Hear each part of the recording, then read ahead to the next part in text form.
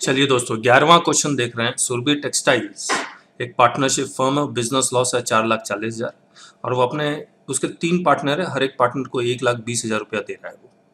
तो आपको बताना है कि इस बिजनेस फर्म का टोटल इनकम क्या है। जरा देखते हैं इसका सॉल्यूशन। आइए, तो हमने यहाँ 11 का सॉल्यूशन किया हुआ। Business loss 4,40,000, remuneration to working partner, obviously तीनों वर्किंग पार्टनर है, और 1,20,000 ईच है। तो आपको टेबल याद होगा, first 3 lakh 90% of book profit और 1,50,000 which ever is more. Book profit क्योंकि लॉस में है तो 1.5 लाख ज़्यादा हो गया, तो माइनस कितना होगा 1.5 लाख। तो ये बिजनेस लॉस आ जाएगा फर्म का 5,90,000, और पार्टनर्स का जो रेमुनरेशन है वो रेमुनरेशन रेशियो में बढ़ जाएगा 50,000 ईच। तो इसका आंसर क्या आएगा दोस्तों? इसका आंसर आएगा ये, और इसका आंसर आएगा लॉस ₹5,90,000। 12th में देखते हैं। रवि एंड कंपनी 40,000 रुपया कैश में पेमेंट कर रहा है अपने किसी सप्लायर को 5 सितंबर 2016 को, और ये कैश में जो पेमेंट कर रहा है उस दिन पेमेंट कर रहा है जिस दिन बैंक का स्ट्राइक है। तो ये एक्सेप्शन में फॉल कर जाएगा, सेक्शन 40A सबसेक्शन 3 का एक्सेप्शन, जो रूल 6DD है उस एक्सेप्शन में जिस दिन bank all India bank strike हो उस दिन अगर पेमेंट करना पड़े तो वो कैश में भी पेमेंट करेगा इन एक्सेस ऑफ ₹20,000, तब भी डिसअलाउंस नहीं होगा। और असेसमेंट ईयर 18-19 से ये 20,000 की जगह 10,000 आएगा, तो डिसअलाउंस होगा। The amount of expenditure liable for disallowance under section 40A subsection 3 is nil. तो इसका आंसर डी का नील आएगा। ठीक है, 13th क्वेश्चन देखते हैं हम लोग। Where the payment of an expenditure claimed as deduction for, sorry ठीक से दिखलाई नहीं दे रहा लेकिन फिर भी कोशिश करते हैं 13th। तो इसमें लिखा हुआ है कि अगर आप एक्सपेंडिचर इनकर कर रहे हैं इन एक्सेस ऑफ ₹20,000, तो वो एक्सपेंडिचर किस मोड में करेंगे ताकि डिसअलाउंस ना हो। तो इसलिए इसका आंसर है अकाउंट पे चेक या अकाउंट पे ड्राफ्ट। मुझे इसमें थोड़ा सा इशू है क्योंकि इन्होंने लिखा है carrying on business other than who is in transport business. तो इशू ये है, दिखाता हूँ मैं आपको। इशू है ये, आंसर 13B आएगा। अब जो 40A सबसेक्शन 3 का जो लैंग्वेज है, payment made by any person carrying on any business और प्रोफेशन, जो हमने लिखा हुआ है। अगर आप ट्रांसपोर्टर पेमेंट टू ट्रांसपोर्टर कर रहे हैं तो जो लिमिट है 35,000 की है, एनी अदर पर्सन को कर रहे हैं तो लिमिट है 20,000। तो यहाँ पर अदर देन ट्रांसपोर्ट बिजनेस से कोई फर्क नहीं पड़ता, लिमिट 20,000 आएगी। और हाँ, असेसमेंट ईयर 18-19 से ये लिमिट 10,000 हो जाएगी। ठीक है, आइए 14 देखते हैं एक बार। यहाँ लिखा हुआ है Raju succeeded in the business of his father, और फादर को कोई बैड डेप्ट हो गया था। अब फादर के बाद जब राजू सक्सीड कर रहा है तो राजू उसकी रिकवरी कर रहा है उस बैड डेप्ट की। वो जो रिकवरी है बैड डेप्ट की वो क्या पीजीबीपी के इनकम में जाएगी या टैक्सेबल ही नहीं होगी? तो कहता है fully taxable under the head PGBP income, section 41 में है ये डीम्ड इनकम का कॉन्सेप्ट। 51 देखते हैं। मिस्टर सूरज है जो एंगेज इन रिटेल ट्रेड है, स्मॉल बिजनेस है, 44AD में कवर्ड हो जाएगा, और वो अपनी इनकम दिखला रहा है 43 लाख, और उसने पीपीएफ में कंट्रीब्यूशन किया है 30,000। तो इसका कह रहा है टोटल इनकम निकालिए। आइए दिखाता हूँ मैं सॉल्यूशन आपको। सॉल्यूशन बड़ा सिंपल है। बिजनेस इनकम क्योंकि 44AD में कवर्ड होगा तो 8% ऑफ 43 लाख कितना आएगा? 3,44,000। और कोई इनकम नहीं है तो यही ग्रॉस टोटल इनकम हो गया। 80C में ये पीपीएफ का कंट्रीब्यूशन माइनस हो जाएगा 30,000, तो टोटल इनकम आएगा 3,14,000। तो आंसर आएगा सी इसका, 15 का सी, 3,14,000। फिर 16 है, तो लिखा हुआ mister Lakshmi purchase shares of ABB limited for ₹5 lakh on 3 April 2015।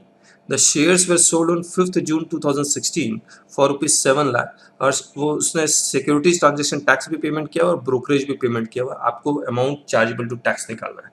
जैसे कि आपको पता है ये कैपिटल गेन का क्वेश्चन है। कैपिटल गेन में सबसे पहले हम लोग क्या निकालना है, शॉर्ट टर्म है या लॉन्ग टर्म है। तो हमने period of holding 3 April 2015 to 4 June 2016 किया, तो ये लॉन्ग टर्म कैपिटल एसेट हो गया। और एसटीटी पेमेंट किया हुआ है तो ये long term capital gain STT paid is exempt under section 10 subsection 38। तो इसका आंसर क्या आ जाएगा? नील आ जाएगा, बी। देखिए 17 देखते हैं। 17 भी एक खूबसूरत सा question. Mister Netra acquired 1000 equity shares of MMC limited for ₹4 lakh on April 1996। तो ये ओरिजिनल शेयर्स हो जाएगा। She received bonus shares on bonus shares on 1:1 basis, यानी कि 1000 के बदले और 1000 बोनस शेयर्स मिल गया in April 2016 from the company. और इसने सारे शेयर्स 2017 में बेच दिए रिकॉग्नाइज स्टॉक एक्सचेंज के थ्रू। कितने रुपए में? 8 लाख में। और capital gain chargeable to tax in the hands of mister Netra आपको निकालना है। तो ये 8 लाख रुपए में बेचा है। टोटल ओरिजिनल शेयर्स भी 1000 है, बोनस शेयर्स भी 1000 है, तो मैं मान के चल रहा हूँ 4-4 लाख इक्वली डिस्ट्रीब्यूट कर रहा हूँ। और जो ओरिजिनल शेयर्स है, क्योंकि अप्रैल 96 में खरीदा है और जनवरी 2017 में बेचा है, तो ये कौन सा एसेट हो गया? ये लॉन्ग टर्म कैपिटल एसेट हो गया। देखिए हमने यहाँ किया हुआ है। तो ये original shares period of holding April 96 to Jan, long term capital asset 1000 shares. फिर bonus shares April 2016 to January 2017, ये शॉर्ट टर्म कैपिटल एसेट हो जाएगा। ओरिजिनल शेयर्स क्योंकि लॉन्ग टर्म में रिकॉग्नाइज स्टॉक एक्सचेंज के थ्रू बेचा गया है, इसलिए long term capital gain exempt under section 10 subsection 38 हो जाएगा। और बोनस शेयर्स क्योंकि ये शॉर्ट टर्म कैपिटल एसेट है, तो इसलिए इसका कॉस्ट ऑफ एक्शन 0 है, तो ये short term capital gain STD paid हो जाएगा, टैक्सेबल एट द रेट 15%। तो क्वेश्चन में ये नहीं पूछा गया है कि इसमें टैक्स लायबिलिटी कैलकुलेट कीजिए, क्वेश्चन में सिंपली ये पूछा गया है शॉर्ट टर्म कैपिटल गेन कितना आ रहा है, वो है 4 लाख। ये दिखाता हूँ। तो ये कैपिटल गेन कितना आ रहा है? 4 लाख। 18th क्वेश्चन देखते हैं आपके साथ। थैंक गॉड साफ दिखाई दे रहा है। Mister Madan sold vacant land for 120 lakh.